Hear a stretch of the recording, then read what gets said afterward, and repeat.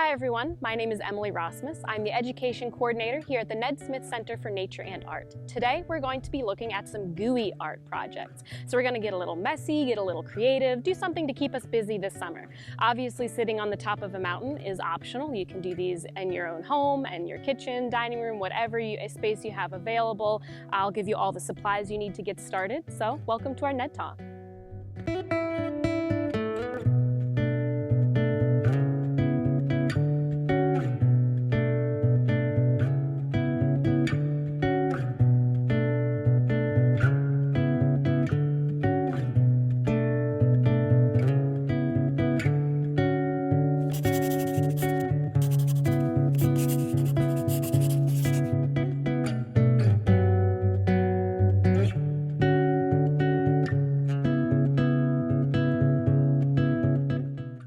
All right, our first craft is going to be slime. Always a huge hit, definitely messy enough, but don't worry, I'll tell you how to clean up as well. So to get started, you're going to need glue, water, food coloring, baking soda, and saline solution. When you buy your saline solution, you want to make sure the ingredient list includes boric acid and sodium borate. So this recipe does not include borax, which some people don't feel safe having around their home. So the saline solution, perfectly safe to have around your home and easy to use for slime. To start out, you're going to measure half a cup of glue. And we're using just regular Elmer's glue. You can use the clear glue as well. You're then going to take half a cup of water. And if you want to add food coloring, this is the part to do it. We'll go with blue. You don't need too much, just a few drops. And then you're going to mix all of this until smooth.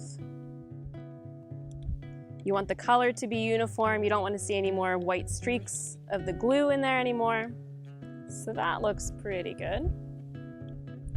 Next, you'll need your baking soda. And you're going to add between 1/4 teaspoon and 1/2 teaspoon.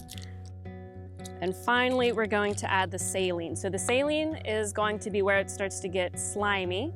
Start with 1 tablespoon.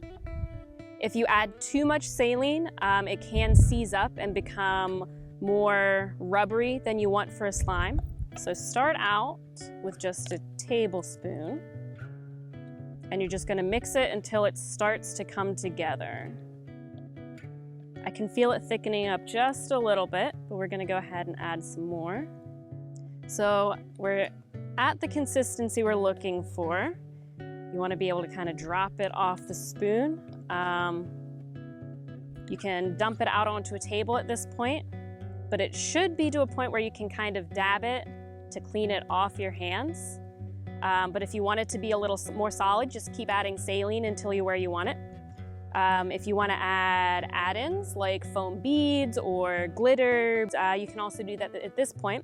And to save it, you can keep it in just a plastic bag. It'll last, depending on how well you close the bag, probably about a week in a plastic bag.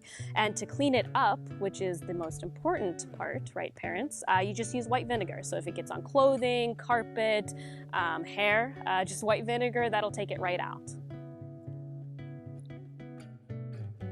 Our next project is going to be puffy paint that we can paint with. Our first ingredient is more white glue. We have shaving cream, food coloring of your choice, Q-tips, and of course paper. Something a little heavier like cardstock would be preferable. So it's going to be a 1-to-1 ratio of glue to shaving cream. You can mix it in whatever container you want. I found that these disposable muffin tins work pretty well to hold your whole palette. So you're just going to, I'm going to go with 1/4 cup. Measure 1/4 cup into as many containers as you want colors. So I'll make 3 colors up, so I'll fill 3 of these with 1/4 cup of white glue and 1/4 cup of shaving cream.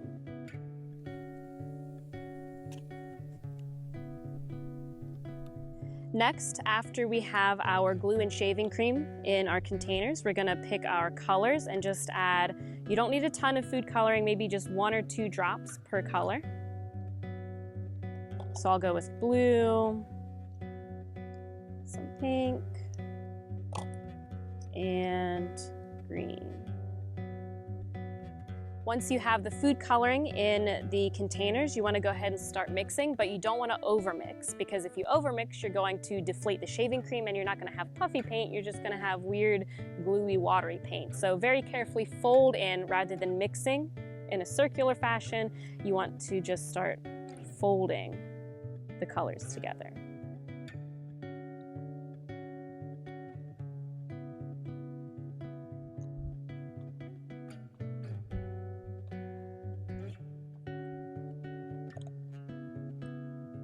We have our 3 colors mixed together. So now we will need that cardstock and the Q-tips. The Q-tips are going to be your paint brushes.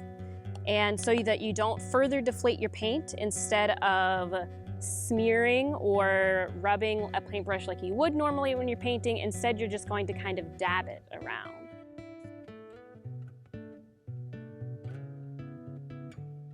So we finished our paintings.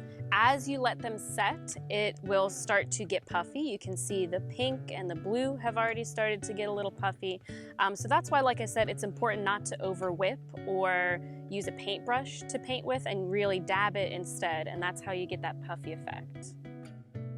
Once you're done, you want to let it set until dry. It should probably take most of the day, especially if you have larger areas that you painted.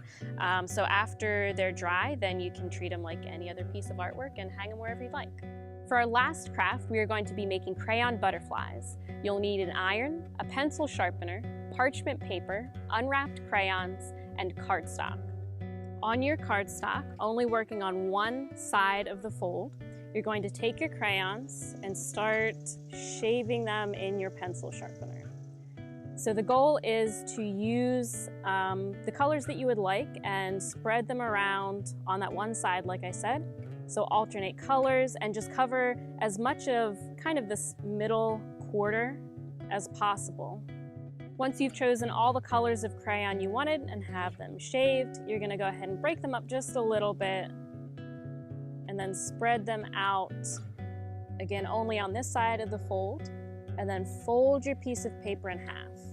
Next, you're going to take your iron, and I would start with no more than 10 seconds ironing your paper, and then you can always come back and do more, because you want your crayon to be nice and melted.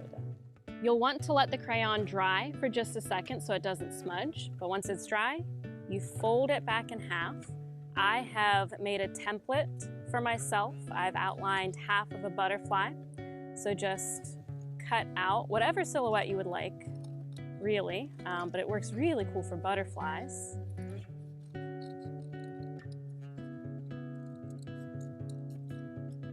And then when you unfold it, you'll have a beautiful, perfectly symmetrical butterfly. If you want to take your craft a step further, go ahead and make 3 of those butterflies, cut them out, paste them together, and you can make this cool 3D ornament for your room. You can find the directions for all of these crafts we made today in the description below this video. And also keep your eyes on our website and our social media accounts for more fun crafts. Check out our summer camp series, as well as some workshops that we hold throughout the year. I hope you enjoyed getting a little bit messy. I definitely did today. And we'll see you again on our next Ned Talk.